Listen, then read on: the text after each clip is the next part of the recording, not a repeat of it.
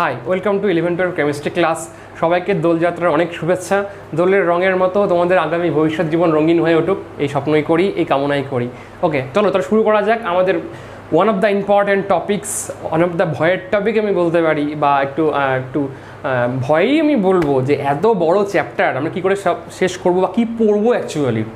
দেখো, প্রথম দিন যেরকম বলেছি, আজকেও তেমনি বলছি, it's a suggestion, it's not a common. Okay, কিন্তু এই সাজেশানটাই আমরা এইভাবে পড়বো বা এই ট্যাকটিক্সে পড়বো যাতে মিনিমাম পড়ে ম্যাক্সিমাম আউটপুট পাওয়া যায়। Investment minimum, profit maximum.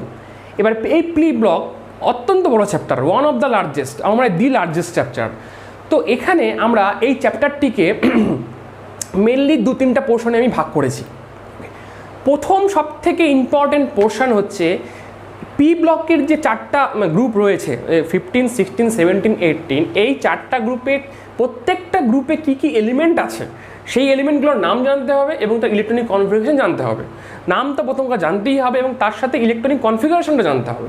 এবার দেখো, একটা গ্রুপে যদি 5টা করে আমি এলিমেন্ট ধরি, তাহলে এরকম করে একটাতে 5টা, তাহলে 4টেতে 20টা এলিমেন্ট আছে। এবার 20টা এলিমেন্টের প্রত্যেকটা যদি আমি ইলেকট্রনিক কনফিগারেশন মুখস্থ করতে যাই, তাহলে তো হয়ে গেছে। তাহলে সেখানেও আমাদের ট্যাকটিক্স খাটাতে হবে। কী ট্যাকটিক্স? আমরা শুধু গ্রুপ 15টা মুখস্থ রাখবো, একদম ফ্রম টপ টু বটম একদম মুখস্থ রাখবো। গ্রুপ 16, গ্রুপ 17, গ্রুপ 18 ওই একই ট্যাকটিক্সে আমরা চালিয়ে নেব বা ওই একই ট্যাকটিক্সে বের করে নেব। তাহলে আমাদের ব্রেনে প্রেশার কম পড়বে। তাহলে ট্যাকটিক্সটা কি? যেমন ধরো, nitrogen, phosphorus, arsenic, antimony, bismuth. নাইট্রোজেনে যদি আমি ইলেকট্রনিক কনফিগারেশন করি, নাইট্রোজেনের যদি ইলেকট্রনিক নাইট্রোজেনের হয় 7, এবার এটা হয় 1s2, 2s2, 2p3। নাইট্রোজেন খুব সিম্পল, সবার মনে থাকবে, কেউ ভোলার ব্যাপার নেই। নাইট্রোজেন 7 হয় 1s2, 2s2, 2p3। ওকে, এবার ফসফরাসের কত?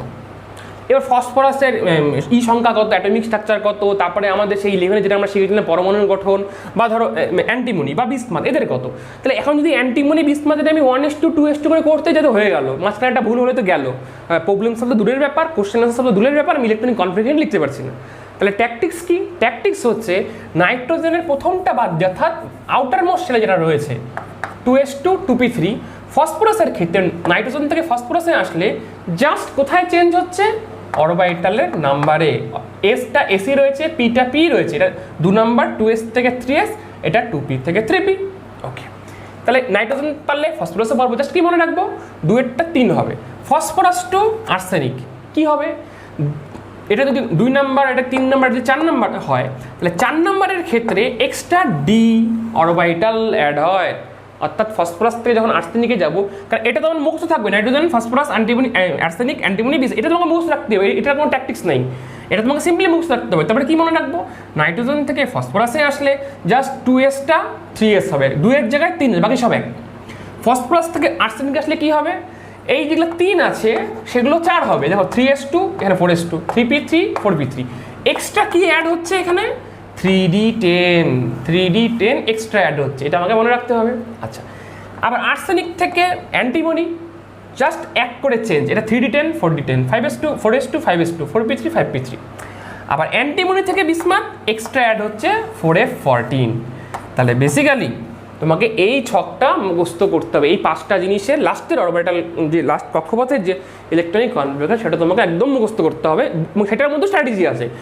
হিসাবে দেখতে গেলে শুধুমাত্র আমি একটা জিনিসে মুখস্থ করছি, যে নাইট্রোজেনটা মুখস্থ, যেটা আমার মুখস্থ করার দরকারই নেই, ওটা আমি এমনিই জানি যে 1s2টা ইনার অরবিটাল, বাকিটা 2s2, 2p3। ফসফরাসে কী হবে? জাস্ট একটা করে বাড়বে, 2-এর জায়গায় 3, 2-এর জায়গায় 3।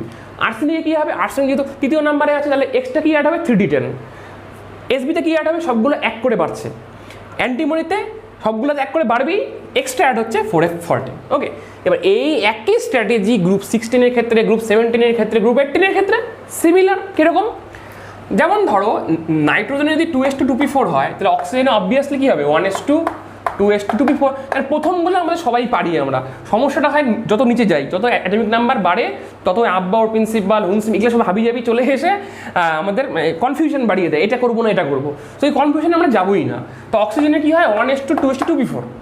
তাহলে একই নিয়মে সালফারের ক্ষেত্রে কী হবে? চোখ বন্ধ করে তুমি বলতে পারো এটা 3s2, 3p4।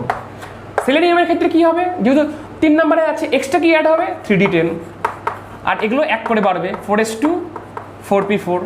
একইভাবে এটা 1 করে বাড়বে, 4d10, 5s2, 5p4, এটাতে কি এক্সট্রা অ্যাড হয় 4f14, তাহলে 4f14 আর বাকি সবগুলো এক করে বাড়বে 5d10 6s2, এটা 5 আছে, এটা এখানে 5 আছে, তাহলে এটা কি হবে 6s2, এটা 6p4, এখানেও তাই, এগুলোর ক্ষেত্রেও তাই, এগুলোর ক্ষেত্রেও তাই, সিমিলার জিনিস। ওকে, তো এই ব্যাপারটা কিন্তু খুব প্রথমেই বেসিক জায়গাটা একদম ক্লিয়ার করে নিতে হবে যে কোন গ্রুপে কি কি এলিমেন্ট আছে, সেই এলিমেন্টগুলো ইলেকট্রনিক কনফিগারেশন কি।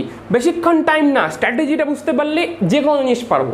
ধরো তোমাকে বলে দিল ক্রোমিয়াম বলছি, ক্রিপ্টন নিয়ে কোনো কোশ্চেন আসলো, তাহলে ক্রিপ্টনের সেখানে তোমার কোশ্চেনটা ব্যাখ্যা করতে গিয়ে কি ক্রিপ্টনের পজিশনটা জানতে হবে তোমাকে, তাহলে অবভিয়াসলি এটা মনে রাখতে হবে হিলিয়ামের পর নিয়ন, নিয়নের পর আর্গন, আর্গনের পর ক্রিপ্টন। ওকে, এবার ধরো তার ইলেকট্রনিক কনফিগারেশন কোনো কারণে তোমার দরকার, এবার তুমি জানো হিলিয়ামের 2s2 2p6, তাহলে সেই হিসাবে নিয়ন পারবে, নিয়নটা পারলে আর্গনও পারবে, আর্গনটা পারলে ক্রিপ্টনেরও পারবে। তো বেসিক্যালি এই যে পরপর যে মৌলগুলো আছে সেই মৌলগুলোর নাম মুখস্থ করবো, এবং সেই মৌলগুলো যেটা প্রথম সিরিজের প্রথমটা তার ইলেকট্রনিক কনফিগারেশনটা জানি আমরা কী করে বের করতে হয়। সেই কনফিগারেশন থাকলে স্ট্র্যাটেজি হচ্ছে ফার্স্টের থেকে সেকেন্ডে আসলে যা সংখ্যাগুলো চেঞ্জ হয় এক করে বাড়বে, সেকেন্ডের থেকে থার্ডে আসলে এক্সট্রা 3d10 অ্যাড হবে, বাকিগুলো এক করে বাড়বে, থার্ডের থেকে ফোর্থে আসলে সবগুলোই এক করে বাড়বে, আর ফোর্থের থেকে ফিফথে আসলে এক্সট্রা অ্যাড হবে 4f14, বাকিগুলো এক করে বাড়বে। ওকে, তো এই গেল স্ট্র্যাটেজি। ওকে, এবার আমরা গোটা পি ব্লকটার পড়াশোনাটাকে বা গোটা পি ব্লকটা আমি কী করে পড়বো, মেনলি 2-3টে ভাগে ভাগ করছি। প্রথমটা তো হলোই যে ওর ইলেকট্রনিক কনফিগারেশন লাগবে কী কী এলিমেন্ট আছে, এটা একদম ভেরি বেসিক, এটা এই পার্টের মধ্যেই পড়ছে না। এবার টোটাল পি ব্লকের যে দুটো পার্ট আছে বেসিক্যালি ভৌত ধর্ম এবং রাসায়নিক ধর্ম। এবার ভৌত ধর্মের কিছু কিছু পয়েন্ট আমাকে পড়তে হবে যেগুলো সবার ক্ষেত্রেই কমন, রাসায়নিক ধর্মেও কিছু কিছু পার্ট আমাকে পড়তে হবে যেগুলো সবার ক্ষেত্রেই কমন। দেখো পি ব্লকে কিন্তু যদি তুমি রিয়াকশন ওরিয়েন্টেড ভাবো তাহলে অজস্র রিয়াকশন আছে, আমি কত রিয়াকশন মুখস্থ করবো, সো ওই অত মুখস্থ করা যাবে না, কারণ ওরকম কোনো সাজেশনসই নেই যে তোমাকে ওই 10টা রিয়াকশন বলো 10টা রিয়াকশন পরীক্ষায় আসবে, এটা ইম্পসিবল। অ্যাটলিস্ট আমি তো এরকম করে তোমাকে সাজেশন দিতে পারবোই না, কারণ এটা একদম কোনো আইডিয়াই নেই, কারণ বেসলেস কথা আর কি। এবার আমি ধরে নিচ্ছি তোমরা 11-এ কিছু পড়াশোনা করেছো এবং 12-এ কিছু পড়াশোনা করেছো। দেখো প্রথম কথা, যদি তোমরা এরকম হয়ে থাকো বা যারা দেখছো তাদের মধ্যে যদি এরকম কোনো ক্যান্ডিডেট বা স্টুডেন্ট থাকো যারা 11 কিচ্ছু পড়োনি, 12এও সেরকম কিছু পড়োনি, তাদের ক্ষেত্রে কিন্তু এই সাজেশন ততটা হেল্পফুল হবে না। বিশেষত যারা 11-এর পর্যায় সারণীর কনসেপ্ট ক্লিয়ার নেই বা কেমিক্যাল বন্ডিংয়ের ভেসপার থিওরি ক্লিয়ার নেই, তারা আমি যেরকম সাজেশনস দিচ্ছি সেটা অনুযায়ী অতটা কিছু বেনিফিটেড হবে না। তাহলে তাদের জন্য কী উপায়? তাদের জন্য উপায় আছে, তাদের জন্য আমি একটা সাজেশন আছি। সিম্পলি টেস্ট পেপার, যেই টেস্ট পেপার পড়ছো পড়ো, এবিটিএ পড়লে এবিটিএ, ডাব্লিউবিটিএ, ডাব্লিউবিএইচএস যেটাই পড়ছো না কেন, সেই টেস্ট পেপারে যেগুলো কোশ্চেন আসে পি ব্লকের ধরে সলভ করে চলে যাও, কমন আসলে আসলো, না আসলে না আসলো।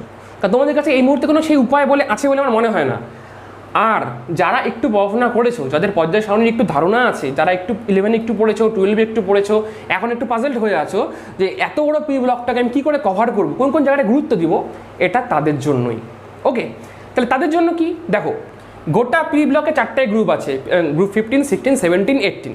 প্রত্যেকটার আমার পড়া হয়ে গেল, নাম পড়া হয়ে গেল, ইলেকট্রনিক কনফিউশন পড়া হয়ে গেল। এবার আমরা আসছি ভৌত ধর্মে। তা এই ভৌত ধর্মগুলো আমরা এই 4টা পয়েন্ট মনে রাখবো, সিমিলার জিনিস, সিমিলার ব্যাখ্যা, সেটা দিয়ে আমাদের যে কোনো এলিমেন্ট যে কোনো কিছুর হয়ে যাবে। কীরকম? প্রথমে ধরো ব্যাসার্ধ। এবার আমরা তো গ্রুপ ওয়াইজ পড়ছি উপর থেকে নিচে, এটা ধরো গ্রুপ 15, 16, 17, 18, নাইট্রোজেন, ফসফরাস এইভাবে আসছে। এবার কোনো একটা গ্রুপের উপর থেকে নিচে আসলে কি হয়, ব্যাসার্ধ কি হয়, অবভিয়াসলি বৃদ্ধি পায়। কেন বৃদ্ধি পায়? নতুন অরবিটাল অ্যাড হয়। তাহলে খুব স্বাভাবিক, যত উপর থেকে নিচে যাব সবার সাইজ বাড়বে, সবার ব্যাসার্ধ বাড়বে। সো অবভিয়াসলি ব্যাসার্ধের ক্ষেত্রে সবার অল্প অল্প করে বাড়ছে, সবারই উপর থেকে নিচে যাচ্ছি বাড়ছে। তো এটা সবার ক্ষেত্রেই হবে, তাহলে ব্যাসার্ধের ব্যাপার ক্লিয়ার। এবার এখানে একটা টুইস্ট আছে। কীরকম টুইস্ট আছে? এই যখন ইলেকট্রনিক কনফিগারেশন পড়াচ্ছিলাম তখন বললাম না যে নাইট্রোজেনের যা ইলেকট্রনিক কনফিগারেশন হবে ফসফরাসে সেম হবে, শুধু একটা এক্সট্রা 2p-টা 3p হবে। যখনই 2 নাম্বার থেকে 3 নাম্বারে আসছি কি বললাম, এক্সট্রা কি অ্যাড হচ্ছে, 3d10। ঠিক একই হবে যখন 4 নাম্বার থেকে 5 নাম্বারে যাচ্ছি, এক্সট্রা কি অ্যাড হচ্ছে, 4f14। এবার দেখো যখন 3d10 আর 4f14 অ্যাড হচ্ছে, ফুলফিল ডি অরবিটাল আর এফ অরবিটাল যখন অ্যাড হচ্ছে, তখন এবার আমরা কি জানি যে ডি আর ফুলফিল ডি বা এমনি ডি আর এফ অরবিটালের স্ক্রিনিং কনস্ট্যান্টের মান কম, এবার স্ক্রিনিং কনস্ট্যান্টের মান কম হলে কি হবে, মানে সেটা যেই নিউক্লিয়াস আছে সেই নিউক্লিয়াসের নিউক্লিয় চার্জ বেড়ে যাবে, কারণ স্ক্রিন যদি কম করে, পর্দাটা যদি পাতলা হয়, তাহলে সূর্যের আলোটা বেশি ঘরে প্রবেশ করবে। তাহলে সেই একইভাবে ডি আর এফ এর স্ক্রিনিং কনস্ট্যান্টের মান কম হওয়ার জন্য, যেহেতু 3 নাম্বার আর 5 নাম্বারে যে এলিমেন্টটা আছে তাদের ফুলফিল ডি অরবিটাল আর ফুলফিল এফ অরবিটাল আছে, তাহলে সেখানে স্ক্রিনিং কনস্ট্যান্টের মান কম হচ্ছে। স্ক্রিনিং কনস্ট্যান্টের মান কম হওয়ার জন্য সেই যে এলিমেন্টের নিউক্লিয়াস, সেই এলিমেন্টের নিউক্লিয়াসের নিউক্লিয়ার চার্জ বৃদ্ধি পাচ্ছে। এবার নিউক্লিয়ার চার্জ বৃদ্ধি পেলে ও লাস্ট কক্ষের অরবিটালকে আরও বেশি করে নিজের দিকে টানবে। তাহলে দেখো দুটো জিনিস এখানে কন্ট্রাডিকশন করছে। এক, উপর থেকে নিচে নামছি, সাইজ বাড়ছে। আবার যেই আর্সেনিক আর বিসমাথের ক্ষেত্রে হলো, একে তো সাইজ বাড়ছে যেহেতু নতুন অরবিটাল অ্যাড হচ্ছে, আবার অপোজিট ফ্যাক্টর কি কাজ করছে এদের ক্ষেত্রে, অপোজিট ফ্যাক্টর কাজ করছে, এখানে ফুলফিল ডি আর ফুলফিল এফ আছে, ফলে নিউক্লিয়ার চার্জ বৃদ্ধি পাচ্ছে। কেন? স্ক্রিনিং কনস্ট্যান্টের মান কম। এই দুটো অপোজিট এফেক্টের ফলে হিসাবে কি হচ্ছে যে নাইট্রোজেন থেকে ফসফরাস, অর্থাৎ প্রথম থেকে দ্বিতীয়তে যতটা বাড়ছে, সাইজ যতটা বৃদ্ধি পাচ্ছে, দ্বিতীয় থেকে তৃতীয়তে ততটা সাইজ বৃদ্ধি পাচ্ছে না। মানে নাইট্রোজেন থেকে ফসফরাসে যদি 10 গুণ বৃদ্ধি পায়, ফসফরাস থেকে আর্সেনিকে 2 গুণ বৃদ্ধি পাচ্ছে। তো এখান থেকে একটা টুইস্ট কোশ্চেন আসতে পারে যে উপর থেকে নিচে নামলে তো সাইজ বৃদ্ধি পায় আমরা জানি, তাহলে 1 নাম্বার থেকে 2 নাম্বারে আসলে 10 গুণ বৃদ্ধি পাচ্ছে, তাহলে 2 নাম্বার থেকে 3 নাম্বার আসলে এত কম বৃদ্ধি পাচ্ছে কেন? কারণটা হচ্ছে এই 3 নাম্বার এলিমেন্টে ফুলফিল ডি অরবিটাল আছে। ফুলফিল ডি অরবিটাল থাকলে স্ক্রিনিং কনস্ট্যান্ট কম হওয়ার জন্য সেই নিউক্লিয়ার চার্জ বেশি, ফলে লাস্টে কক্ষে ইলেকট্রনকে নিজের দিকে টানছে, সাইজ কমার চেষ্টা হচ্ছে। ঠিক একইভাবে আর্সেনিক থেকে যখন অ্যান্টিবডি যাচ্ছি নর্মালভাবে বাড়ছে, কিন্তু আবার যখন অ্যান্টিবডি থেকে বিসমাথে যাচ্ছি আবার স্ক্রিনিং কনস্ট্যান্টের ব্যাপার চলে আসছে, ফলে যতটা সাইজ বাড়ার কথা ততটা বাড়ছে না। সবার ক্ষেত্রেই তাই, গ্রুপ 15, 16, 17, 18 সবার ক্ষেত্রেই ওই 3 নাম্বার আর 5 নাম্বারে যতটা সাইজ বাড়ার কথা আগেরটার থেকে ততটা বাড়ে না। তাহলে ব্যাসার্ধ একেবারে কমপ্লিট। দেখো এই ক্লাস করে কিন্তু কমপ্লিট, তোমাকে বই পড়তেও হবে না, এটা শুনলে তোমার হয়ে গেলে ব্যাসার্ধ রিলেটেড কোনো কোশ্চেন আসলে এবারে আসবে না। আচ্ছা, নেক্সট তড়িৎ ঋণাত্মকতা, ভেরি ভেরি ইম্পর্টেন্ট। এটাও কি, উপর থেকে নিচে আসলি সাইজ বাড়ছে, নিউক্লিয়ার চার্জ কমছে, তড়িৎ ঋণাত্মকতা কমছে। তাহলে উপর থেকে যত নিচে নামবো এলিমেন্টগুলোর তড়িৎ ঋণাত্মকতা কমে, সবার ক্ষেত্রেই কমে, এমন তো না গ্রুপ 15-এ কমবে না, গ্রুপ 17-এ কমবে, সবার ক্ষেত্রেই এক। তো এগুলো জেনারেল। আচ্ছা, তারপরে আসছে আয়নন এনথালপি। এবার আয়নন এনথালপি কী জিনিস? কোনো মৌলের গ্যাসীয় পরমাণু, মানে গ্যাসীয় অবস্থায় কোনো মৌলের লাস্ট কক্ষপথে যে ইলেকট্রনটা আছে, সেই ইলেকট্রনটাকে বের করতে যে পরিমাণ এনার্জি লাগবে সেই এনার্জিকে বলে আয়নন এনথালপি। এটাতে গেল সংজ্ঞা। বেসিক্যালি ব্যাপারটা কি? বেসিক্যালি ব্যাপারটা হচ্ছে, এটা হচ্ছে নিউক্লিয়াস, ধরো এটাই লাস্ট কক্ষপথ, মাঝখানে আলো কক্ষপথ আছে, ওগুলো আঁকছি না, এটাই ধরো লাস্ট কক্ষপথ। তাহলে এই কক্ষপথ ইলেকট্রনটা প্রতি তোর নিউক্লিয়াসে আকর্ষণ থাকবে। এবার আমি কি চাচ্ছি, ইলেকট্রনটাকে আমি এখান থেকে বার করতে যাচ্ছি, তাহলে আমাকে বাইরে থেকে শক্তি দিতে হবে, কারণ কোনো মৌল তো নিজের ইচ্ছে ইলেকট্রন দিয়ে দেবে না, কোনো মৌল তো নিজের ইচ্ছে ইলেকট্রন দিয়ে দেবে না, ওকে ইলেকট্রনটা বের করতে হবে, বাইরে থেকে এনার্জি লাগবে। তাহলে এই এনার্জি কত বেশি লাগবে বা কত কম লাগবে তার উপর ডিপেন্ড হবে আয়নন এনথালপি বেশি হবে না কম হবে। যদি ইলেকট্রনটাকে বের করতে বেশি এনার্জি লাগে তাহলে আয়নন এনথালপি বেশি, যদি কম এনার্জি লাগে তাহলে আয়নন এনথালপি কম। এবার প্রশ্ন হচ্ছে কী করে আমি বুঝবো যে আয়নন এনথালপি কম হবে না বেশি হবে? সিম্পল ব্যাপার কি, নিউক্লিয়াসে যত আকর্ষণ ক্ষমতা বেশি থাকবে ইলেকট্রনের প্রতি তত আয়নন এনথালপি বেশি। কেন? নিউক্লিয়াসের আকর্ষণ ক্ষমতা ইলেকট্রনটার প্রতি বেশি, তাহলে ও খুব জোরে ধরে রাখছে, ইলেকট্রনটাকে নিজের দিকে বেশি টানছে। আর তুমি কি যাচ্ছ, ইলেকট্রনটাকে আমি বের করবো, ওটাই তো আয়নন এনথালপি। তাই তুমি যে শক্তি প্রয়োগ করছো সেই শক্তিটা বেশি লাগবে, যেহেতু নিউক্লিয়াসের চার্জ বেশি, আকর্ষণ ক্ষমতা বেশি। আর যত নিউক্লিয়াসের চার্জ কমবে, আকর্ষণ ক্ষমতা কমবে, খুব সহজেই তুমি বের করে নিতে পারবে। তাহলে বেসিক্যালি কী দেখতে হবে? বেসিক্যালি তুমি সাইজ দিয়েই বলতে পারবে। কীরকম? উপর থেকে নিচে নামছি, সাইজ বাড়ছে, সাইজ বাড়ছে মানে নিউক্লিয়াসের আকর্ষণ ক্ষমতা কমছে, আকর্ষণ ক্ষমতা কমছে বলে আয়নন এনথালপির মান কমছে। It's very easy. ওকে, এবার এখানে আমি লিখেছি ফার্স্ট আর সেকেন্ড। এই জিনিসটা কি? প্রথম আয়োনাইজেশন এনথালপি মানে হচ্ছে নিস্তড়িত পরমাণু, ধরো নাইট্রোজেন আছে, নাইট্রোজেনের যে লাস্ট অরবিটাল ইলেকট্রন কোনটা? 2p3।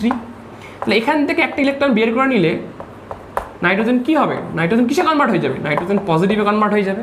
তাহলে এই যে নাইট্রোজেন থেকে একটা ইলেকট্রন বের করতে যে পরিমাণে শক্তি লাগলো সেটা হচ্ছে আয়োনাইজেশন এনথালপি বা আয়োনাইজেশন এনার্জি। কীরকম ionization enthalpy? First ionization enthalpy. কেন? কারণ ইলেকট্রনটা আমি বের করে নিয়েছি, ফার্স্ট ইলেকট্রন বের করেছি, তাহলে এটা হবে আয়োনাইজেশন এনথালপি 1। আবার ধরো n+ থেকে আমি আরেকটা ইলেকট্রন বার করবো, তাহলে কী হবে? n+2, তাহলে এটা হবে সেকেন্ড আয়োনাইজেশন এনথালপি। এবার এই রিলেটেড কিছু কোশ্চেন আসে যে সেকেন্ডটা বেশি না প্রথমটা বেশি, কোনটা কম কোনটা বেশি, নাইট্রোজেনে এটা হচ্ছে তো অক্সিজেনে কেন এরকম হচ্ছে, এই ধরনের। তো এই সমস্ত কনফিউজিং কোশ্চেনের উত্তর একটাই, সিম্পলি দেখব যেই ফ্যাক্টরগুলো নিউক্লিয়াসের আকর্ষণ ক্ষমতা বাড়াচ্ছে সেই ফ্যাক্টরগুলো যদি প্রেজেন্ট থাকে তাহলে তার আয়নাইজেশন এনার্জি বেশি হবে, সেটা ফার্স্ট হোক বা সেকেন্ড হোক। ওকে, কীরকম একটাই উদাহরণ দিচ্ছি, উদাহরণ দিয়ে তোমার সব ক্লিয়ার হয়ে যাবে। কীরকম, ধরো এই হচ্ছে আমার নাইট্রোজেন আর পাশে আছে অক্সিজেন। নাইট্রোজেনের কত 2s2 2p3 আর অক্সিজেনের 2s2 2p4। ওকে, আচ্ছা এবার নাইট্রোজেন থেকে যদি ইলেকট্রন বার করতে হয় লাস্ট কক্ষপথ এটা, তাহলে এখান থেকে বার করতে হবে কি হবে আমার 2s2 2p2 হবে, আর এখান থেকে কি হবে 2s2 2p3 হবে। ওকে, এটাও first ionisation energy, first IE বা IE1 আর এটা IE2। ওকে, তো কোনটা বেশি হওয়া উচিত? এবার তোমার মনে হবে নাইট্রোজেন থেকে স্যার অক্সিজেনের দিকে যাচ্ছি, সাইজ কমছে, তাহলে এর আকর্ষণ ক্ষমতা বেশি, এখান থেকে ইলেকট্রন করতে বেশি এনার্জি লাগবে, সুতরাং IE1 অফ অক্সিজেন মানে এই IE1টা এই IE1 থেকে বেশি হবে। ফেয়ার এনাফ, ঠিক। কিন্তু আবার সেই টুইস্ট, কি সেই টুইস্ট, এখানে যে ইলেকট্রনটা বেরোচ্ছে কোথার থেকে বেরোচ্ছে পি অরবিটাল, এখানেও পি অরবিটাল, কিন্তু ডিফারেন্সটা কোথায়, এখানে 3টা ইলেকট্রন আছে পি অরবিটালে। পি অরবিটালে এই যে পি অরবিটাল 3টা থাকে, 3টা ইলেকট্রন প্রত্যেকটা একটা অরবিটাল, আর এখানেও পি অরবিটাল, কয়টা ইলেকট্রন 4টা। এবার আমরা কি পড়েছিলাম ক্লাস 11-এ যে হাফ ফিল্ড এবং ফুল ফিল্ড অরবিটাল স্টেবল, যতগুলো অরবিটাল কনফিগারেশন হতে পারে সেখানে হাফ ফিল্ড আর ফুল ফিল্ড অবস্থা স্টেবল। তাহলে কোনো মৌল কখনোই চাইবে না স্টেবিলিটি মানে কি বল লুজ করতে। তাহলে এখানে যেহেতু P3, তাহলে 3টা অরবিটাল 3টা আছে, এটা হাফ ফিল্ড আছে, এটা হাফ ফিল্ড, এটা হাফ ফিল্ড নয়, তাহলে এখান থেকে ইলেকট্রন বার করা বেশি চাপ, কারণ নাইট্রোজেন চাবেই না আমি হাফ ফিল্ড অবস্থা ত্যাগ করি বা আমি হাফ ফিল্ড থেকে স্টেবিলিটিটা আমি ডিক্রিজ করি। তাহলে যেখানে আমি দেখবো হাফ ফিল্ড বা ফুল ফিল্ডের গল্প আছে, ডেফিনেটলি সেটার সাইজ যাই থাক না কেন, যাই ইলেকট্রনিক থাক না কেন, সেটা ডেফিনেটলি সেই থেকে ইলেকট্রন বার করা বেশি টাফ। তাহলে যদিও নাইট্রোজেন থেকে অক্সিজেনে দিয়ে গেলে মানে আমি তো বাদিক থেকে ডান দিকে যাচ্ছি, সাইজ এখানে কমছে, ইলেকট্রোনেগেটিভিটি বাড়ছে, নিউক্লিয়ার চার্জ বেশি, ইলেকট্রন বের করতে বেশি এনার্জি লাগবে, ঠিক আছে, বাট এখান থেকে ইলেকট্রন বার করছি আমি p orbital, half filled p orbital থেকে, this is much more preferable, মানে this is much more not preferable. অর্থাৎ এখান থেকে হাফ ফিল্ড থেকে ইলেকট্রন কখনোই বার করতে চায় না, মানে মৌলগুলো কখনোই চায় না যে আমি হাফ ফিল্ড থেকে ইলেকট্রন ত্যাগ করি বা ফুল ফিল্ড ইলেকট্রন ত্যাগ করি। তো সেই অ্যাঙ্গেল, সেই পয়েন্ট অফ ভিউ থেকে first ionisation energy of nitrogen always greater than oxygen. এবার আছে সেকেন্ড আয়নাইজেশন এনার্জি। কি সেকেন্ড আয়নাইজেশন এনার্জি? এবার সেকেন্ড আয়নাইজেশন এনার্জি মানে কি, এখান থেকে আমি বের করে ফেললাম, এটা হচ্ছে N+।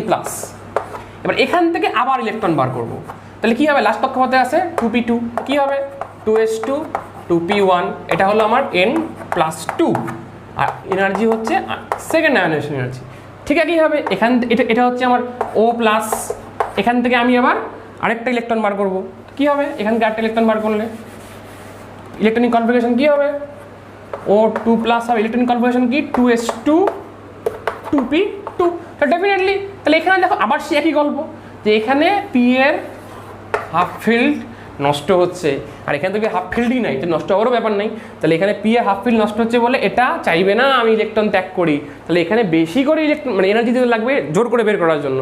তাহলে obviously second ionization of oxygen greater than nitrogen. তো এই রিলেটেড খুব কোশ্চেন আসে, তোমাকে বলতে পারে যে নাইট্রোজেন দিয়েও বলতে পারে বা ওভারঅল গ্রুপ 15 দিয়েও বলতে পারে, কারণ গ্রুপ 15 সবগুলোরই লাস্টে P3 আছে আর গ্রুপ 6 সবগুলোরই লাস্টে P4 আছে। তো বলতেই পারে first ionization energy of group 15 is greater than group 16, but second ionization energy of group 16 is greater than group 15। Okay, তাহলে আয়োনাইজেশন এনার্জি সবার ক্ষেত্রেই একই গল্প হবে, তো এই ব্যাপারটা সবার ক্ষেত্রেই মোরলেস এক। ওকে, তাহলে এই ব্যাপারটা যদি ক্লিয়ার থাকে তো আয়োনাইজেশন এনথালপির কোনো অসুবিধাই হবে না তোমার।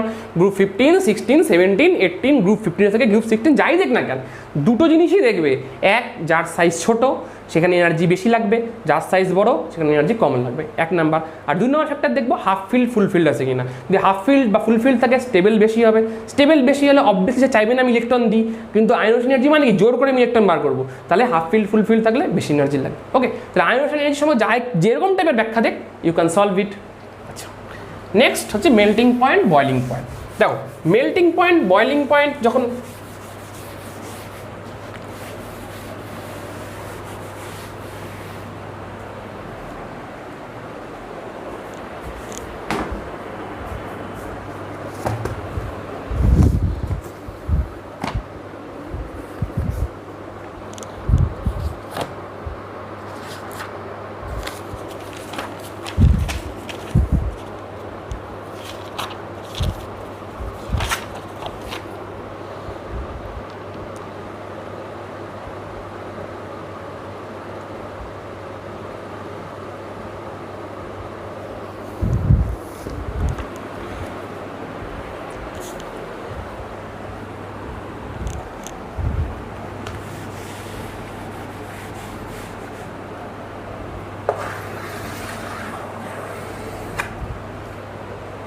নেক্সট হচ্ছে এই মেল্টিং পয়েন্ট বয়লিং পয়েন্টের গল্প।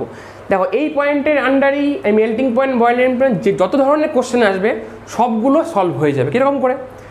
Melting point boiling point basically দুটো জিনিসের হয়, একটা হয় এলিমেন্টের, ধরো নাইট্রোজেন, ফসফরাস ইন্ডিভিজুয়াল, আর আরেকটা হয় যৌগের, যেমন ধরো NH3, PH3 এই সমস্ত।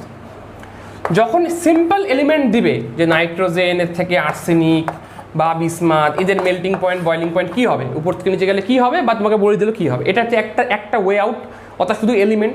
আরেকটা হয় যৌগ, অর্থাৎ হাইড্রাইড দিয়ে দিল NH3, PH3, ASH3 এই ধরনের, সেটা গ্রুপ 15 দেখ, 16 দেখ, 17 দেখ, 18 যা খুশি দেখ। এবার কি করব, যদি এলিমেন্ট দেয় সিম্পল এলিমেন্ট মানে যৌগ নয় মৌল, তাহলে যত উপর থেকে নিচে নামবো মলিকুলার ওয়েট বৃদ্ধি পাচ্ছে, মলিকুলার ওয়েট বৃদ্ধি পাচ্ছে, non bonding van der Waals force বৃদ্ধি পাবে, non bonding van der Waals force বৃদ্ধি পাচ্ছে, তাহলে আমার বেশি শক্তি লাগবে। এবার গলনাঙ্ক স্ফুটনাঙ্ক বেসিক্যালি তাপ দিচ্ছি বা তাপ বের করছি, তাহলে আমার বেশি শক্তি লাগবে সেই নন বন্ডিং ভ্যান ডার ওয়ালস ফোর্সগুলোকে ভাঙতে। এবার বেশি শক্তি লাগবে মানে তাপ অবভিয়াসলি বেশি লাগবে, সো গলনাঙ্ক বেশি হবে। ঠিক একই লজিক মেল্টিং পয়েন্টেরও। ওকে, তাহলে গলনাঙ্ক স্ফুটনাঙ্ক যাই দেখ, যেই অঙ্কই দেখ, গলনাঙ্ক দেখ আর স্ফুটনাঙ্ক দেখ, মধ্যে কথা যদি এলিমেন্ট থাকে, সিম্পল এলিমেন্ট, কোনো যৌগ নয়, মৌল, তাহলে যত উপর থেকে নিচে নামবো সাইজ বৃদ্ধি পাচ্ছে, মলিকুলার রেট বৃদ্ধি পাচ্ছে, মলিকুলার রেট বৃদ্ধি পাচ্ছে, non bonding attraction force van der Waal force মানে that is van der Waal force, সেটা বৃদ্ধি পাচ্ছে, ফলে বেশি তাপ লাগবে সেগুলোকে মলিকুলগুলোকে সেপারেট করতে, ফলে স্ফুটনাঙ্ক বৃদ্ধি পাবে। গলনাঙ্কের ক্ষেত্রেও সেম কেস, গলনাঙ্ক বৃদ্ধি পাবে। বাট যদি যৌগ দেয়, ডিফারেন্ট টাইপ যৌগ দিয়েছিল, মেনলি তোমাদের হাইড্রাইডের উপরই যৌগগুলো দিবে। এই যে এটা গ্রুপ 15 হাইড্রাইড, আমি রাসায়নিক ধর্মে আসবো, কিন্তু এখানে মেল্টিং পয়েন্ট বয়লিং পয়েন্ট এখানেই বলে দিচ্ছি। ধরো H2O, PH3, সরি এটা গ্রুপ 15 গেল এইভাবে। গ্রুপ 16 ক্ষেত্রে অক্সিজেনের পর সালফার, তারপরে সালফারের পর সেলেনিয়াম, এইভাবে হয়ে গেল। এবার এদের ক্ষেত্রে গল্প কি?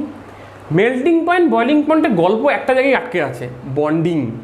মানে দুটো NH3-র মধ্যে কী ধরনের বন্ডিং হচ্ছে, দুটো H2O-র মধ্যে কী ধরনের বন্ডিং হচ্ছে। দেখো স্ফুটনাঙ্ক মানে কি?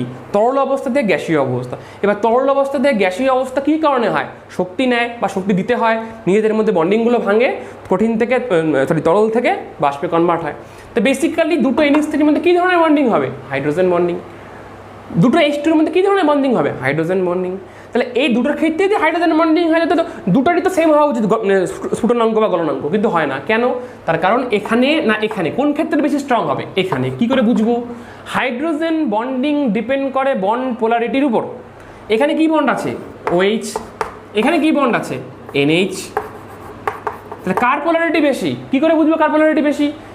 সেন্ট্রাল অ্যাটমটার ইলেকট্রোনেগেটিভিটি, যার ইলেকট্রোনেগেটিভ বেশি তার পোলারিটিও বেশি হবে। ধরো এটা অক্সিজেন ইলেকট্রোনেগেটিভ বেশি আমরা জানি, কারণ বাদিকটা জানতে গেলে ইলেকট্রোনেগেটিভ বাড়ে। তাহলে এখানে এই মানে নিজের দিকে বেশি টানবে, তাহলে এটা বেশি ডেল নেগেটিভ হবে, এটা বেশি ডেল পজিটিভ হবে, তুলনামূলক এটা অতটা ডেল নেগেটিভ ডেল পজিটিভ হবে না। তাহলে যার পোলারিটি বেশি বন্ডের, সেই যৌগটা বেশি হাইড্রোজেন বেশি স্ট্রং হাইড্রোজেন বন্ডিং করবে, বেশি স্ট্রং হাইড্রোজেন বন্ডিং করবে, বেশি টেম্পারেচার লাগবে সেটার বন্ডগুলোকে ভাঙতে, বেশি টেম্পারেচার লাগবে, গলনাঙ্ক স্ফুটনাঙ্ক বেশি হবে। তাহলে অবভিয়াসলি যদি আমি গ্রুপ 15 ধরি, এরকম অর্ডার, এটার বেশি, তারপর এটা, তারপর এটা। আর যদি বাদিক থেকে ডান দিক ধরি, অর্থাৎ নাইট্রোজেনের হাইড্রাইড আর অক্সিজেনের হাইড্রাইড, কার বেশি? Obviously H2O greater than NH3। ওকে,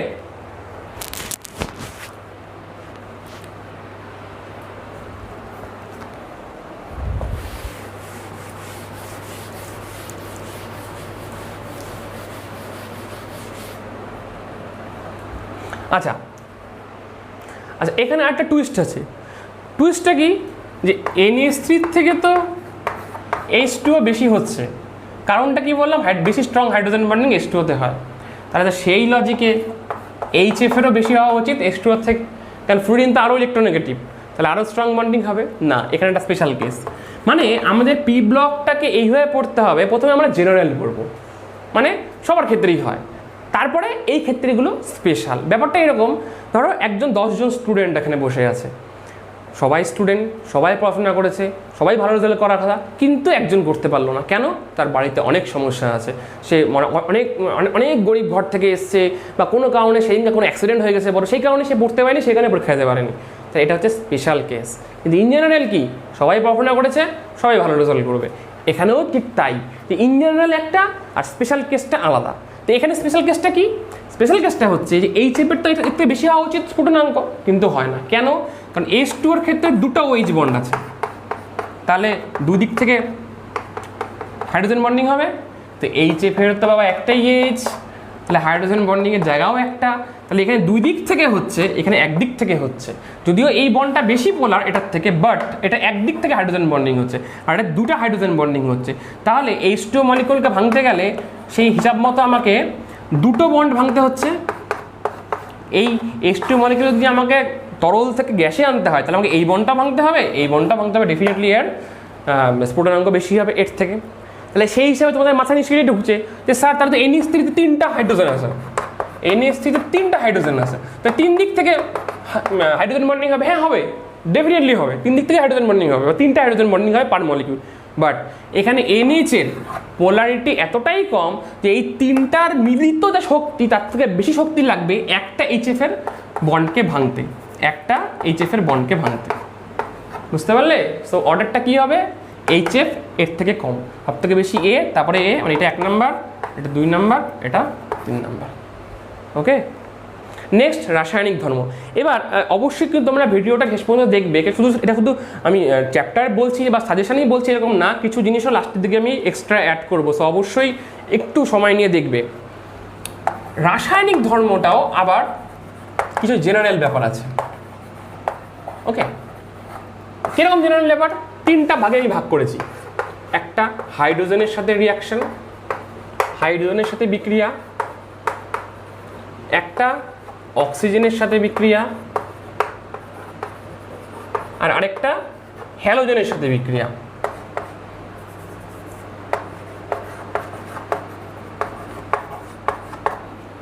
হ্যালোজেনের সাথে বিক্রিয়া।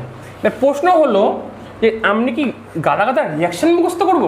না, অবভিয়াসলি না, একদম না।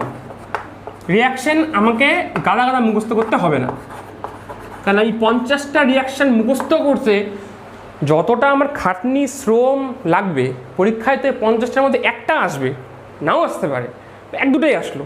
কি গ্যারেন্টি আছে যে তুমি 50-60টা রিয়াকশন দিনরাত সমীকরণ সহ ব্যালেন্স সহ মুখস্থ করলে পরীক্ষার সময় তুমি তো ব্যালেন্সটাই ভুলে গেলে বা প্রোডাক্টটাই ভুলে গেলে? খুব স্বাভাবিক, তাই না? তাহলে আমরা কি পড়বো পি ব্লক থেকে? বেসিক্যালি আমরা পি ব্লক থেকে জেনারেল জিনিসগুলো পড়বো, জেনারেল ব্যাপারটা বুঝে নিব। আচ্ছা, এই হলে এই হয়, এই হলে এই হয়, এই হলে এই হয়, মাথায় ব্যাপারটা ঢুকে গেল। এবার স্পেসিফিক কিছু রিয়াকশন পড়বো। এবার কী কী স্পেসিফিক রিয়াকশন পড়বো, কী কী স্পেসিফিক কোশ্চেন পড়বো, ওটা আমি এই ধরো 40টা কোশ্চেন, তার মধ্যে কিছু রিয়াকশান আছে, কিছু সাজেশন আছে, তোমাদের আমি ডিসক্রিপশন বক্সে নিজে হাতে লিখে PDF-এ দিয়ে দিচ্ছি। বাট আমাকে কিন্তু জেনারেলগুলো পড়ে রাখতে হবে। ওকে, জেনারেল পড়ে রাখলে আমি রিয়াকশান বাদ দিয়ে এটা কেন হচ্ছে, ওটা কেন হবে, এই যে ব্যাখ্যা টাইপ কোশ্চেনগুলো, এই যে ইন জেনারেল কোশ্চেনগুলো, সেগুলো সমাধান পাবো। এই জেনারেল জিনিসটা যদি তোমার না মনে থাকে, তুমি কিন্তু 1000টা কোশ্চেন মুখস্থ করলেও কমন পাবে না। ওকে, আর যদি একদম পড়াশোনা না করে থাকো, 11-এ আমি কিচ্ছু পড়িনি, পর্যায় সারণী কী জানি না, কী ব্যাসার্ধ হচ্ছে, কী হচ্ছে কিচ্ছু বুঝছি না, সব মাথার উপর দিয়ে যাচ্ছে, দেন তো একটাই উপায়, যে কোনো কোশ্চেন ব্যাংক বা যে কোনো টেস্ট পেপার উঠাও, যতগুলো সেট আছে সবগুলোর একটা করে কোশ্চেন মুখস্থ করো, মানে পি বক্স যেগুলো কোশ্চেন আসছে চোখ বন্ধ করে না বুঝে মুখস্থ করো না। অবভিয়াসলি তুমি দেখলে না বুঝতে পারো, ওগুলোও বুঝবে না, তো না বুঝে মুখস্থ করো, তারপরে আসলে আসলেও না আসলে নাই, এরকম একটা। আর তুমি যদি সিরিয়াস ক্যান্ডিডেট হও, তাহলে ডেফিনেটলি গাদা গাদা পাতা পড়তে হবে না, যেভাবে বলছি সেই সাজেশনটা বুঝো। আমি সাজেশনটা বুঝতে হবে যে আমি কী বলতে চাইছি, আশা করি বুঝতে পারছো আমি কী বলতে চাইছি। তার সাথে এই জেনারেল টপিকগুলো অ্যাবজর্ভ করে নাও। আচ্ছা, এই ব্যাপার। এবং লাস্টে আমি সাজেশনস দিয়েছি, মানে কিছু কোশ্চেন দিয়েছি, নট নেসেসারি তার মধ্যেই আসবে, কিন্তু ওরকম ধরনেরই আসবে, এবং অবশ্যই জেনারেল টপিকটাও থাকছেই। ওকে, রাসায়নিক ধর্মের মধ্যে তিনটা পার্ট, হাইড্রোজেনের সাথে বিক্রিয়া, অক্সিজেনের সাথে বিক্রিয়া এবং হাইড্রোজেনের সাথে বিক্রিয়া। মেইনলি আমি ফোকাস করছি গ্রুপ 15 আর 16, 17টা মোরলেস একই, কিন্তু মেন ফোকাস 15 আর 16, 17 ক্ষেত্রে ইম্পর্টেন্ট বলছি একটু পরে। হাইড্রোজেনের সাথে বিক্রিয়ায় গ্রুপ 15 বলো আর গ্রুপ 16 বলো দুজনই হাইড্রেট গঠিত করে। লাইক 15-এর ক্ষেত্রে ধরো NH3 সিরিজ, NH3, PS3, তারপরে AS3, এইভাবে। অক্সিজেনের ক্ষেত্রে H2O, H2S, তারপরে সেলেনিয়াম, H2S, এইভাবে। তো এই যে হাইড্রেটগুলো গঠিত হচ্ছে, সেগুলোর এই ধর্মগুলোর আমার কম্পারিজন লাগবে, কার মেল্টিং পয়েন্ট বেশি, কার মেল্টিং পয়েন্ট কম, বয়লিং পয়েন্ট বেশি, বয়লিং পয়েন্ট কম, কার স্ট্রাকচার কী, বন্ড অ্যাঙ্গেল কী, হাইব্রিডাইজেশন কী, থার্মোস্টেট, এই যে ধর্মগুলো আছে, এই ধর্মগুলো সম্পর্কে আমার কংক্রিট ধারণা লাগবে, কী হয় কী হয়। তাই একটা পয়েন্ট সকলে আমি আলোচনা করে দিচ্ছি খুব শর্টে। Melting point, boiling point, basically কি উপর থেকে নিচে নামবো, যে কোনো যৌগের ক্ষেত্রে উপর থেকে নিচে নামবো, সাইজ বৃদ্ধি পাচ্ছে, সাইজ বৃদ্ধি পাওয়ার সাথে ভ্যান্ডারওয়াল ফোর্স বৃদ্ধি পাচ্ছে, ভ্যান্ডারওয়াল ফোর্স বৃদ্ধি পাচ্ছে, সেই মলিকুলগুলোকে ভেঙে ইন্ডিভিজুয়াল গ্যাসীয় মলিকুল করতে বেশি এনার্জি লাগবে, বেশি তাপ লাগবে, বয়লিং পয়েন্ট মেল্টিং পয়েন্ট বৃদ্ধি। ওকে, টুইস্টটা কি? টুইস্টটা হচ্ছে যে এই সিরিজের যে প্রথমে কি আছে NH3 আর গ্রুপ 16 ক্ষেত্রে H2O, এদের ক্ষেত্রে আবার স্ট্রং হাইড্রোজেন বন্ডিং হয়। H2O NH3 এদের ক্ষেত্রে স্ট্রং হাইড্রোজেন বন্ডিং হয়। যদিও এই যে সাইজ ছোট, প্রত্যেকটা গ্রুপের মাথায় এরা আছে, একদম 1 নম্বরে এরা আছে, সাইজ ছোট, কিন্তু সমস্যা হচ্ছে, সমস্যা বলবো না, কিন্তু এদের কাছে প্লাস পয়েন্ট হচ্ছে এদের হাইড্রোজেন বন্ডিং খুব স্ট্রং। কেন হাইড্রোজেন বন্ডিং খুব স্ট্রং? কারণ এদের ইলেকট্রোনেগেটিভিটি খুব বেশি। এবার যেহেতু ইলেকট্রোনেগেটিভিটি ওই গ্রুপের মধ্যে এদের হাইয়েস্ট, তাহলে হাইড্রোজেন বন্ডিংটা স্ট্রং হচ্ছে। হাইড্রোজেন বন্ডিং যখন স্ট্রং হচ্ছে তাহলে সেই বন্ডগুলোকে ভাঙতে অনেক বেশি পরিমাণ এনার্জি লাগছে, ফলে মেল্টিং পয়েন্ট বয়লিং পয়েন্ট এদের যে সিরিজটা সেটা ইউনিভার্সাল না। মানে আমি চোখ বন্ধ করে বলতে পারবো না যে আচ্ছা উপর থেকে নিচে নামছে, আর উপর থেকে নিচে নামলে সাইজ বাড়ে, সাইজ বাড়লে ভ্যান্ডারওয়াল ফোর্স বৃদ্ধি পায়, ফলে মেল্টিং পয়েন্ট বয়লিং পয়েন্ট বৃদ্ধি পায়। সেই হিসাবে তো NH3 সব থেকে কম হওয়ার কথা, আর লাস্টে আছে বিসমাথ BiH3 এর বেশি হওয়ার কথা। তো NH3 লোয়েস্ট, BiH3 হাইয়েস্ট, এরকমটা বলতে পারবো না। আবার এরকমটাও বলতে পারবো না যে NH3 হাইড্রোজেন বন্ডিং খুব স্ট্রং, উপর থেকে নিচে নামছি, ইলেকট্রোনেগেটিভিটি কমছে, হাইড্রোজেন বন্ডিং করার প্রবণতাও কমছে, ফলে বন্ডটা উইক হচ্ছে, ফলে কম হচ্ছে, অর্থাৎ NH3 সব থেকে বেশি, NH3 first highest melting point, আর BiH3 লাস্ট, এরকমটাও নয়। তাহলে কীরকমটা হচ্ছে NH3 বেশি, NH3 অনেকটাই বেশি, তারপরে PH3-তে আসলে কমলো, কি হলো? মেল্টিং পয়েন্ট কমলো। PH3 থেকে আবার যখন ASH3 BiH3 যাচ্ছি, আস্তে আস্তে মেল্টিং পয়েন্ট আবার বাড়ছে। মানে প্রথমে মেল্টিং পয়েন্ট হাইড্রোজেনের হাই, তারপরে ফসফরাসের PH3 কম, AH3 একটু কমের দিকে হয়, আস্তে আস্তে আস্তে আবার এরকম করে বাড়ছে। কেন? ওই অপোজিং ফ্যাক্টর। NH3 ক্ষেত্রে হচ্ছে হাইড্রোজেন বন্ডিং প্রমিনেন্ট, যত উপর থেকে নিচে নামছি তত হাইড্রোজেন বন্ডিং করার প্রবণতা কমছে, কিন্তু উল্টা ফ্যাক্টরটা বাড়ছে। কি সেই উল্টা ফ্যাক্টর? সাইজ বাড়ছে, সাইজ বাড়ছে বলে ভ্যান্ডারওয়াল ফোর্স বৃদ্ধি পাচ্ছে, ফলে মেল্টিং পয়েন্ট আবার বৃদ্ধি পাচ্ছে। H2O সিরিজের ক্ষেত্রেও তাই, যে যত উপর থেকে নিচে নামছি একই জিনিস, ভ্যান্ডারওয়াল ফোর্স বৃদ্ধি পাচ্ছে। সেই হিসাবে দেখা যায় H2S হাইড্রোজেন সালফাইড সব থেকে কম, তবে আস্তে আস্তে আস্তে বাড়ে। কিন্তু এদের সবার থেকে বেশি হচ্ছে H2O, অর্থাৎ আমি যে সিরিজটা এরকম আছে যে H2O, H2S, H2AC, H2PE, H2PO, এরকম যদি দেখি, H2S সবার ছোট, H2S সবার বড়, তার মানে H2S এরকম লেস দেন সব থেকে বেশি এ, আর এরও বেশি হচ্ছে লাস্টে আসে হচ্ছে H2O সবার বেশি। আর বাকিগুলোর ক্ষেত্রে কী জিনিস? উপর থেকে নিচে নামছি, ফলে সাইজ বৃদ্ধি পাচ্ছে, ফলে ভ্যান্ডারওয়াল ফোর্স বৃদ্ধি পাচ্ছে, বলে মেল্টিং পয়েন্ট বয়লিং পয়েন্ট বৃদ্ধি পাচ্ছে। ওকে, নেক্সট স্ট্রাকচার তোমরা ভেসপার, এটা আমি বলবো না, একদম ইজি। ভেসপার থিওরির থেকে সিম্পলি জেনে নেবে নাইট্রোজেনের, মানে গ্রুপ 15-এর যে হাইড্রাইড হয় তাদের স্ট্রাকচার কী, আর গ্রুপ 16 যে হাইড্রাইড হয় তার সাথে ভেসপার থিওরি থেকে স্ট্রাকচার, প্রত্যেকটা স্ট্রাকচারের হাইব্রিডাইজেশন, যদিও সবার ক্ষেত্রে হাইব্রিডাইজেশন সমান, sp3 এর ক্ষেত্রে গ্রুপ 15-এর ক্ষেত্রে sp3, গ্রুপ 16-এর ক্ষেত্রে কী হয় এটাও দেখবে, sp3 হবে। তো আর বন্ড অ্যাঙ্গেল কী হয়, কেন হয়, অর্থাৎ NH3-র বন্ড অ্যাঙ্গেল আর H2-এর বন্ড অ্যাঙ্গেল ডিফারেন্ট কেন different? Lone pair bond pair যে রিপালশন হচ্ছে, লোন পেয়ার রিপালশন বেশি হয়, তারপরে লোন পেয়ার বন্ড পেয়ার তো ভেসপার থিওরির কনসেপ্টটা একটু ক্লিয়ার লাগবে, যেখানে কী করে স্ট্রাকচার ডিটারমিনেশন, এটা তো তোমার লাগবে, ডেফিনেটলি এটা লাগবে, ভেসপার থিওরি লাগবে। ক্লাস 11 দেখবে খুব ছোট্ট জিনিস কী করে ভেসপার থিওরি দিয়ে কোনো যৌগের স্ট্রাকচার আমরা বের করি, সেখানেই দেখবে হাইব্রিডাইজেশন করা আছে, সেখানেই দেখবে বন্ড অ্যাঙ্গেল করা আছে। নেক্সট হচ্ছে থার্মাল স্টেবিলিটি মানে তাপীয় স্থায়িত্ব। তার মানেটা কি? যে তাপ দিলে স্টেবল। এবার তাপ দিলে স্টেবল কখন থাকবে কেউ? যখন সে স্ট্রং হবে, অর্থাৎ বন্ড স্ট্রং হবে। এবার বন্ড স্ট্রেংথ কিসের উপর ডিপেন্ড করে? অনেকটা বন্ধন দৈর্ঘ্যের উপর ডিপেন্ড করে। লম্বা বন্ড উইক, ছোট বন্ড স্ট্রং। তার মানে বন্ধন দৈর্ঘ্য বেশি, বন্ড স্ট্রেংথ বা বন্ধন শক্তি কম, ফলে থার্মাল স্টেবিলিটিও কম। তো যত উপর থেকে নিচে নামছি তত মলিকুলের সাইজ বৃদ্ধি পাচ্ছে, যৌগগুলোর সাইজ বৃদ্ধি পাচ্ছে, যৌগের সাইজ বৃদ্ধি পাচ্ছে, বন্ড লেন্থ বৃদ্ধি পাচ্ছে, বন্ড লেন্থ বা বন্ধন দৈর্ঘ্য বৃদ্ধি পাচ্ছে, বন্ধন শক্তি বন্ড স্ট্রেংথ হ্রাস পাচ্ছে। তাহলে বন্ড স্ট্রেংথ হ্রাস পাচ্ছে, তাহলে অল্প হিটেই সেটা ভেঙে যাবে, অর্থাৎ তাপীয় স্থায়িত্বও হ্রাস পাচ্ছে। তাহলে উপর থেকে নিচে নামবো, গ্রুপ 15, 16, 17 যাই বলো না কেন, তাপীয় স্থায়িত্ব সবসময় হ্রাসই পায়। আচ্ছা, লাস্টে আছে অ্যাসিড ধর্ম আর ক্ষারকীয় ধর্ম। এবারে অ্যাসিড ধর্ম ক্ষারকীয় ধর্ম ব্যাপারটা তোমাকে বুঝতে হবে, কার অ্যাসিড ধর্ম কার ক্ষারকীয় ধর্ম বলেছে।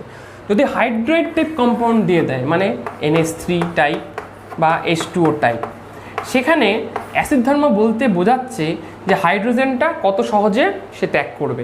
যত সহজে হাইড্রোজেন রিলিজ করবে H+ হিসাবে, তত তার অ্যাসিড ধর্ম বেশি হবে। তাহলে সিম্পলি যদি হাইড্রাইডের অ্যাসিড ধর্ম দেয়, তাহলে সেখানে দেখবে কার বন্ড লেন্থ বেশি। অর্থাৎ ধরো NH3 PH3 ASH3 দিয়ে দিয়েছে, NH3 PH3 দুটো দিয়েই বলছি। তাহলে NH3 PH3 এর মধ্যে এখানে NH বন্ড আছে, এখানে PH বন্ড আছে, কার বন্ড লেন্থ বেশি? অবভিয়াসলি PH এর বন্ড লেন্থ বেশি, কারণ PH এর সাইজ বড়, তাহলে এখানে বন্ড লেন্থটা বেশি হবে। তাহলে এখান থেকে খুব সহজে H+ বেরোতে পারে, এখান থেকে তার থেকে কম সহজে H+ বেরোবে। তাহলে সেই হিসাবে PH যত উপর থেকে নিচে নামবো, তত হাইড্রেটগুলোর আম্লিক ক্ষমতা বৃদ্ধি পাবে। এই ইসের ক্ষেত্রেও তাই, অর্থাৎ এই ধরনের হাইড্রেটগুলোর ক্ষেত্রেও তাই, মানে গ্রুপ 16 হাইড্রেটের ক্ষেত্রেও তাই। এবার আসে ক্ষারকীয় ধর্মে। ক্ষারকীয় ধর্ম বেসিক্যালি অত সহজে ইলেকট্রন দান করবে। এবার ধরো গ্রুপ 15 আর গ্রুপ 16 দুই ক্ষেত্রেই কিন্তু আমরা জানি এদের উপর লোন পেয়ার ইলেকট্রন থাকে। যত সহজে লোন পেয়ার ইলেকট্রন দান করবে, তত এদের ক্ষারকীয় ধর্ম বেশি হবে। তাহলে অবভিয়াসলি যত উপর থেকে নিচে নামছি, যত সাইজগুলো বৃদ্ধি পাচ্ছে, লোন পেয়ারের কনসেন্ট্রেশনটা কমে যাচ্ছে, ফলে সহজে লোন পেয়ার ডোনেট করা, মানে অ্যাভেলেবিলিটি অফ লোন পেয়ার কমছে। তো নাইট্রোজেন বা অক্সিজেনের ক্ষেত্রে H2 এর ক্ষেত্রে কনসেন্ট্রেট থাকে, সহজে ইলেকট্রন দান করতে পারে, ফলে এদের ক্ষারকীয়তা বেশি থাকে। তো উপর থেকে নিচে নামলে ক্ষারকীয়তা কম হয়। এবার নেক্সট আসছি অক্সিজেনের সাথে বিক্রিয়া, মানে অক্সাইড টাইপ কম্পাউন্ড তৈরি হচ্ছে। এবার ধরো এই অক্সাইড টাইপ কম্পাউন্ডের মধ্যে এই সবগুলো অ্যাপ্লিকেবল, মেল্টিং পয়েন্ট, স্ট্রাকচার অত ইম্পর্টেন্ট নয়, থার্মাল স্টেবিলিটি, জারণ বিজারণ, অ্যাসিড ধর্ম সবই ইনক্লুডেড। ডিফারেন্সটা কোথায় হচ্ছে? মেল্টিং পয়েন্ট, থার্মাল স্টেবিলিটি ওকে, আগেরটা যেটা ছিল তাই। জারণ বিজারণেরও একই জিনিস। অ্যাসিড ধর্মের ব্যাপারটা কি হবে? অ্যাসিড ধর্মের ব্যাপারটা হবে এই যে অক্সাইডগুলো ফর্ম হচ্ছে, সেই অক্সাইডগুলোর যেটা সেন্ট্রাল অ্যাটম, সেই সেন্ট্রাল অ্যাটমের যার ইলেকট্রোনেগেটিভিটি বেশি, তার অ্যাসিড ধর্ম বেশি। এক কথাই শেষ। ওকে, যে কোনো অ্যাসিডে ধরো P4 O10 যাই দেওয়া থাক না কেন, সেন্ট্রাল অ্যাটমের যার অ্যাসিডিটি ইলেকট্রোনেগেটিভিটি বেশি, তার অ্যাসিড ধর্ম বেশি। এবার ধরো একই সেন্ট্রাল অ্যাটমের বিভিন্ন দিয়ে দিল, P4 O10 P5 আমি আন্দাজে লিখছি, কী আছে জানি না আমি, এরকম করে অনেকগুলো অক্সাইড দিয়ে দিল। তাহলে সেখানে দেখবে যার জারণ সংখ্যা বেশি, ধরো এটা +2, এটা কত হচ্ছে, এটা -20, তাহলে +5, এটাতে +5, পরেরটা দেখলে +6, তাহলে যার জারণ সংখ্যা বেশি, মানে অক্সিডেশন স্টেট যার বেশি, তার অবভিয়াসলি ইলেকট্রোনেগেটিভিটি বেশি হবে, মানে ইলেকট্রনকে টানার প্রবণতা বেশি হবে, তাহলে তার অ্যাসিড ধর্ম বেশি হবে। তাহলে সিম্পলি দেখবো অক্সাইডগুলোর মধ্যে যদি ডিফারেন্ট মৌলের অক্সাইড হয়, যার ইলেকট্রোনেগেটিভিটি বেশি, তার অ্যাসিড ধর্ম বেশি। যদি সেম মৌলের অক্সাইড হয়, তাহলে যার যে কম্পাউন্ডের মধ্যে অক্সিডেশন নাম্বার বেশি, তার অ্যাসিড ধর্ম বেশি। আচ্ছা, নেক্সট আসছি আমি হ্যালোজেনের সাথে বিক্রিয়া। এবার হ্যালোজেনের সাথে বিক্রিয়ায় গ্রুপ 15 আর গ্রুপ 16 মোরলেস একই ধরনের। কীরকম ব্যাপারটা? গ্রুপ 15 এর ক্ষেত্রে এরা তৈরি করে ট্রাই হ্যালাইড তৈরি করে, অর্থাৎ NCl3 টাইপ, NCl3 PCl এরকম তৈরি করে। তারপরে পেন্টা হ্যালাইড তৈরি করে, অর্থাৎ PCl5 টাইপ, তো এই ধরনের এরা তৈরি করে। যাই হোক, তৈরি করাতে আমাদের কোনো আপত্তি নেই, তৈরি করতেই পারে, কিন্তু আমরা কি পড়বো? আমরা পড়বো এদের বন্ধনের প্রকৃতি। বন্ধনের প্রকৃতি বলতে যে কোনটার মধ্যে সমযোজী ক্যারেক্টার বেশি, কোনটার মধ্যে সমযোজী ক্যারেক্টার কম, সমযোজী ক্যারেক্টার কম বেশির সাথে স্টেবিলিটি রিলেশন, বা কোনটা স্টেবিলিটি বেশি, কোনটা স্টেবিলিটি কম, কোনটা কী ধরনের রিয়াকশান যাবে। তো এখানে আমরা দেখব এই যে সেন্ট্রাল মেটাল অ্যাটমটা আছে, তার অক্সিডেশন স্টেট কত। যত অক্সিডেশন স্টেট থাকবে, দেখো একটা সিমিলার টাইপ, হ্যাঁ, ধরো PCl3 আর PCl5, তাহলে অবভিয়াসলি এটা +5, এটা +3। যার অক্সিডেশন স্টেট বেশি, ধরো এখানে +5, এর অক্সিডেশন স্টেট বেশি, তার ইলেকট্রনকে টানার ক্ষমতা বেশি। ইলেকট্রনকে টানার ক্ষমতা হলে পার্শ্ববর্তী যে নেইবার যে অ্যাটমগুলো আছে, তাদের ইলেকট্রন বলয়গুলো ফসফরাসের মধ্যে ইন্ট্রোডিউস হবে। ফসফরাসের মধ্যে যত ওভারল্যাপ হবে, তত সমযোজী ক্যারেক্টার বৃদ্ধি পাবে। সমযোজী ক্যারেক্টার বৃদ্ধি পাবে, তার স্টেবিলিটি ডিক্রিজ করবে। ওকে, এটা গেল একটা পয়েন্ট অফ ভিউ। আর আরেকটা হচ্ছে খুব ইম্পর্টেন্ট এই জায়গাটা, সেটা হচ্ছে হাইড্রোলিসিস। অর্থাৎ PCl5 ওয়াটার সাথে বিক্রিয়া করে কী করবে, NCl3 ওয়াটার সাথে, এটা তোমাকে মুখস্থ করে নিতে হবে যে PCl5 প্লাস ওয়াটার কী হয়, NCl3 প্লাস ওয়াটার। এই যে হ্যালাইডগুলো রয়েছে, সেগুলো ওয়াটারের সাথে বিক্রিয়া করে কী তৈরি করে। ওকে, গ্রুপ 16 এর ক্ষেত্রেও তাই। গ্রুপ 16 এর ক্ষেত্রে এরা হেক্সা হ্যালাইড ফর্ম করে, টেট্রা হ্যালাইড ফর্ম করে।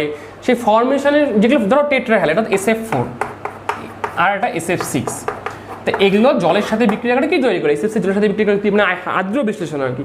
তো এই রিয়াকশনগুলো দেখতে হবে, আর্দ্র বিশ্লেষণ করে কী তৈরি করে। গ্রুপ 16 থেকে যেটা ইম্পর্টেন্ট, যে হ্যালাইড তৈরি, সরি হ্যালাইড, তো অবশ্যই হ্যালাইডের আর্দ্র বিশ্লেষণের রেট কার বেশি। মানে ধরো তোমাকে এরকম করে দিয়ে দিল SF6 sulphur selenium, SeF6 TeF6, কার আর্দ্র বিশ্লেষণের রেট বেশি? কার আর্দ্র বিশ্লেষণের রেট বেশি হবে? যার রেট হচ্ছে এটা, অর্থাৎ উপর থেকে নিচে নামলে আদ্য বিশেষণের রেট বৃদ্ধি পায়। কেন? তার কারণ হচ্ছে যত আমি উপর থেকে নিচে নামবো তত সাইজ বৃদ্ধি পাবে, বা সাইজ বৃদ্ধি হলে কী হবে, বন্ড লেন্থ বৃদ্ধি হবে, ফলে সেই বন্ডটা খুব সহজে ভেঙে জলের অণু ইন্ট্রোডিউস করতে পারবে, ফলে সেটার হাইড্রোলিসিস রিঅ্যাক্টিভিটি বৃদ্ধি হবে টুয়ার্ডস হাইড্রোলিসিস। আর আরেকটা কারণ হচ্ছে যত উপর থেকে আমি নিচে নামছি তত আমার কি বলবো, অরবিটালের সাইজ বৃদ্ধি পাচ্ছে। অরবিটালের সাইজ বৃদ্ধি পেলে সে ভালো অ্যাকোমোডেট করতে পারবে ওয়াটার মলিকিউলকে নিজের চারিদিকে, ফলে হাইড্রোলিসিস বৃদ্ধি হবে। তো এইটা হচ্ছে তোমার রাসায়নিক ধর্মের ইম্পর্টেন্ট জায়গাগুলো গেল। এবার এরপরে কি করতে হবে, যে গ্রুপ 15-এর এবং গ্রুপ 16-এর অক্সো অ্যাসিডগুলো স্ট্রাকচার করতে হবে। কার অক্সো অ্যাসিড? গ্রুপ 15-এর মধ্যে ফসফরাসের যে অক্সো অ্যাসিডগুলো আছে, ওকে, যেমন পাইরোফসফরাস, যেটা স্ট্রাকচার কি, ফর্মুলা কি, এরকম। আর গ্রুপ 16-এর কীগুলো, অক্সো অ্যাসিড অফ সালফার, অর্থাৎ মার্শাল অ্যাসিড, ওলিয়াম অ্যাসিড, এদের স্ট্রাকচার কি আর সংকেত কি, এটা দেখবে। লাস্ট ইম্পর্ট্যান্ট টপিক হচ্ছে বা সেকশন হচ্ছে অস্বাভাবিক আচরণ। এই গ্রুপ 15-এর নাইট্রোজেন, গ্রুপ 16-এর অক্সিজেন, গ্রুপ 17-এর ফ্লুরিন, এরা কেন অস্বাভাবিক আচরণ করে, মানে বাকি মৌলগুলোর থেকে, মানে ওই গ্রুপের বাকিগুলোর থেকে এরা কোথায় ডিফারেন্ট, এটা ইম্পর্টেন্ট। কারণ এটার থেকে ডাইরেক্ট কোশ্চেন না আসলে ঘুরিয়ে ফিরে কোশ্চেন আসতে পারে। কীরকম? নাইট্রোজেনের ধরো তুমি একটা এক্সাম্পল দিচ্ছি, যে নাইট্রোজেন তো N2 হয়, বাট ফসফরাস কেন P4 হয়? অর্থাৎ নাইট্রোজেন 3 ট্রিপল বন্ড গঠন করে, তাই N2, ফসফরাস ট্রিপল বন্ড গঠন করে না।